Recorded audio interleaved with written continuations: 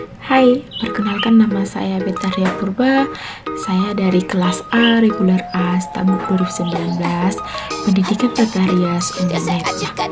Di sini saya akan menjelaskan secara singkat fungsi-fungsi menu bar yang ada pada aplikasi Adobe Photoshop CS5, yang dimana tugas ini untuk memenuhi tugas mata kuliah aplikasi komputer yang diampu oleh Pak Nurul Suci. Sekian perkenalan saya, ikuti terus video saya. Oke, di sini saya akan menjelaskan fungsi-fungsi dari menu bar yang ada di aplikasi Adobe Photoshop CS5. Di sini ada 1, 2, 3, 4, 5, 6, 7, 8, 9. Di sini ada 9 menu bar yang mana akan saya jelaskan secara singkat. Yang pertama ada menu file. Nah, di menu file ini nantinya di menu file ini memiliki fungsi utama dalam pembuatan project. Di sini ada new. Oke. Nah, di sini ada new dengan shortcutnya adalah Ctrl+N, dan ada open dengan shortcutnya Ctrl+O. Ada pro image, shortcutnya adalah Alt+Ctrl+O. Ini shortcut ini untuk mempermudah kita dalam melakukan pengaturan-pengaturan yang akan digunakan. Nah, di dalam menu file ini ada juga open as untuk membuka kembali file yang sudah kita buat. Nah, di sini ada save dengan shortcut Ctrl+S adalah menyimpan file yang sudah kita buat, dan di bawahnya adalah save as yang mana fungsinya adalah menyimpan kembali file yang sudah kita buat. Nah, yang menu kedua adalah menu edit.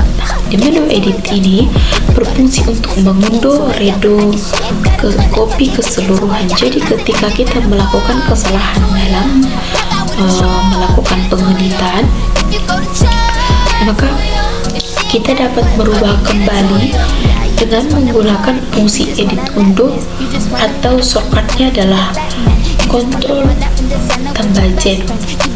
Nah, dan juga step forward dan step backward dengan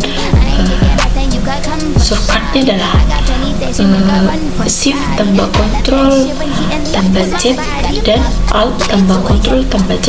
Kemudian ada cut, copy merge, paste special, clear. Di sini nanti di menu edit ini nanti kita akan menggunakan dengan sesuai kebutuhan kita dalam melakukan pengeditan. Selanjutnya adalah menu image. Ini adalah menu ketiga yang ada di menu bar Photoshop CS5. Di menu image ini adalah berfungsi sebagai tempat pengaturan gambar. Tentunya Anda dapat merubah warna. Nantinya di menu adjustment ini ada beberapa pilihan seperti submenu terkait dengan pengaturan warna. Kemudian ada pengaturan size atau yang biasa disebut dengan image size, dengan shortcutnya adalah Alt+Ctrl+I.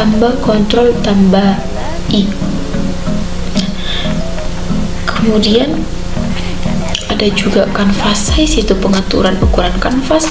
Nah, di sini ada image rotation. Nah, di sini akan ada fasilitas image rotation.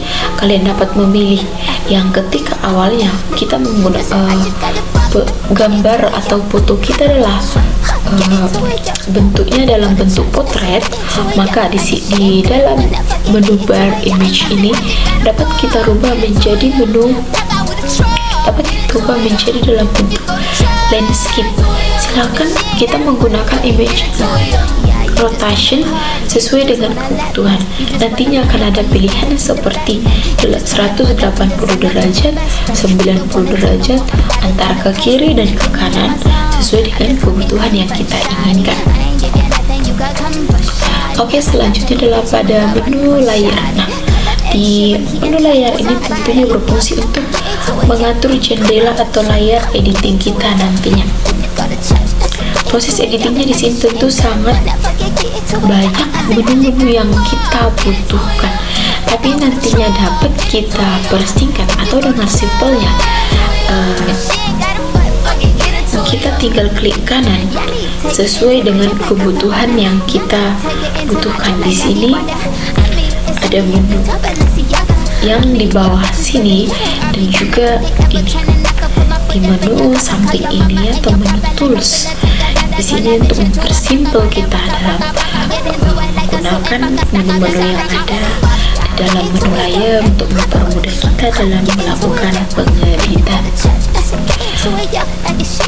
Selanjutnya adalah menu selection atau select. Seleksi sebagai pengaturan seleksi pada objek yang nantinya ada beberapa objek yang ada dokumen atau lembar kerja kita. Nah, di sini lembar kerja kita ini. Nanti di sini dapat berfungsi untuk menseleksi. Kalau misalnya ingin menseleksi semua layar atau semua yang ada layarnya, ada menu Alt dengan dengan shortcutnya adalah Ctrl plus A, dan ada di select dengan shortcutnya Ctrl plus D, ada reselect. Nah, reselect ini adalah untuk mereset, menseleksi ulang, yaitu dengan tombol shift tambah Ctrl tambah D, dan yang lain sebagainya yang ada di sini. Nah, selanjutnya adalah ke menu filter. Nah, filter ini merupakan pengambilan efek tertentu. Di menu filter inilah kita dapat mengubah gambar kita. Misalnya gambar kita ada yang kurang jelas, di menu filter ini dapat kita perjelas lebih jelas lagi, lebih cerah, lebih cantik, lebih indah lagi. Di sini ada beberapa filter yang digunakan. Ada artistic blur. Nah, kalau blur ini adalah untuk memblur sebagian gambar yang kita inginkan. Oke, menu selanjutnya adalah view. Nah, view di sini adalah tempat mengontrol tampilan.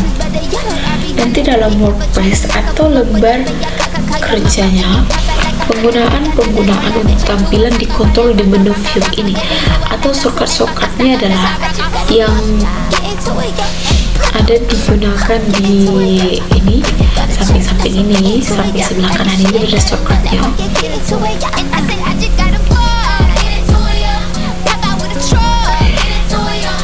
Dan menu yang lebih sering digunakan dalam menu view ini adalah zoom in dan zoom out, fit on screen, actual pixels, print size. Dan shortcutnya ada di samping ini sebelah kanan seperti biasanya untuk mempermudah kita dalam menzoom in atau menzoom out. Nah, kemudian ada menu window. Window ini adalah menentukan palet-palet yang akan digunakan atau di-display di jendela palet kita di sini. Nantinya paletnya dapat di-display atau ditampilkan di sini.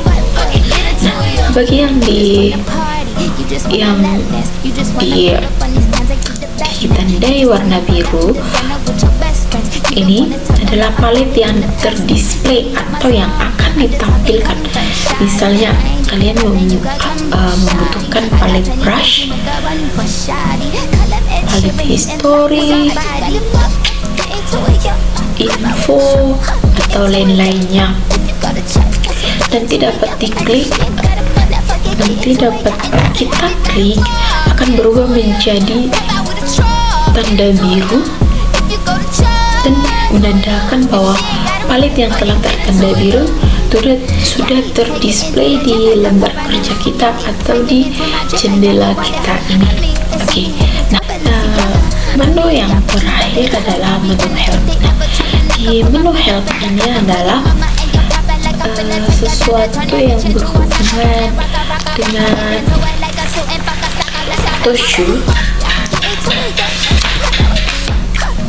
yaitu informasi-informasi, ketentuan atau bantuan-bantuan yang terkait dengan hal-hal tentang photoshootnya atau pemrogramannya atau programnya.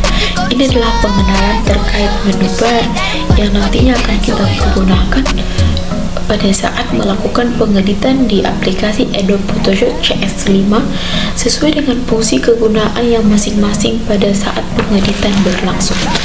Oke, demikianlah penjelasan saya tentang menu bar secara singkat yang ada pada aplikasi Adobe Photoshop CS5. Terima kasih telah menonton.